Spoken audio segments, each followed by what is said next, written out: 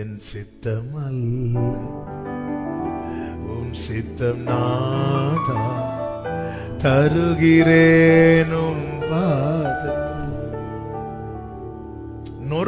எத்தனை முறை நொறுக்கப்பட்டோம், சமீபமாய் நொறுங்குண்டவர்களுக்கு சமீபமாய். நல்லா புரிஞ்சுக்கோங்க, உடையாம இருந்த அப்போ ஒரு சின்ன பையன் கிட்ட இருந்துச்சு, 5000 புருஷர்கள் நடுவுல எங்கேயோ இருந்துச்சு. ஆனா உடைந்த அப்போ அவர் கையில இருந்துச்சு. அந்த கூடையில இருக்கிறது வரைக்கும் நான் நல்லாதானே இருந்தேன், கூடையில இருக்கிறது வரைக்கும் நல்லாவா இருந்தேன். எதுங்க நல்லது? நானே வச்சு நானே சாப்பிட்டு யாருக்கும் கொடுக்காம நானே இருக்கிறதா? ஒரு வாழ்க்கை, அர்த்தமுள்ள வாழ்க்கையை மாறுவது 4 பேருக்கு பிரயோஜனப்படுறது. நீ கூடையில சேஃபா இருக்கிற நீ நினைச்சிட்டு இருக்கிற, ஆனா இப்படியே இருந்தா நீ கெட்டு போயிருவ. நீ கெட்டு போயிருவ.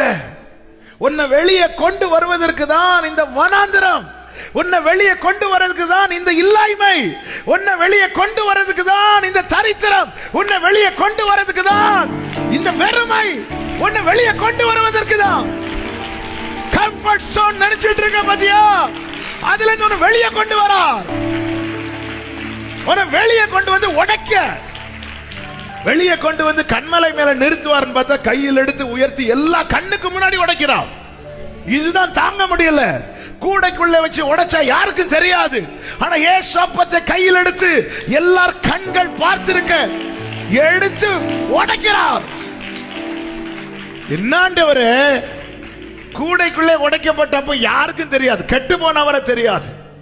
அத்தனை கண்கள் பார்த்திருக்க சில நேரத்தில் நம்மை அளவிடுவார், சில நேரத்தில் உடைப்பார். ஆனா ஒரு தேவ பிள்ளை புரிந்து கொள்ளணும், அப்பா என் பக்கத்துல வந்துட்டாரு. ஹalleluya, ஹalleluya. ஷரபலா ஹந்தரா பாபா, ஏபலா ஹந்தரா, என் அப்பா என் பக்கத்துல வந்துட்டாரு.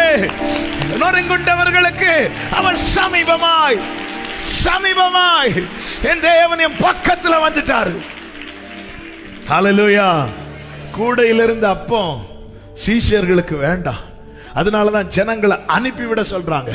ஆனா அவர் கையில இருந்து உடைக்கப்பட்ட அப்போ ஆளுக்கு ஒவ்வொரு கூடை நிறைய எடுக்கிறாங்க. 12 கூடை நிறைய. உடைக்கப்பட்டவன் அவனுக்கு மேல் இருக்கிறவனுக்கும் ஆசீர்வாதமா இருப்பா. ஹalleluya, ஹalleluya.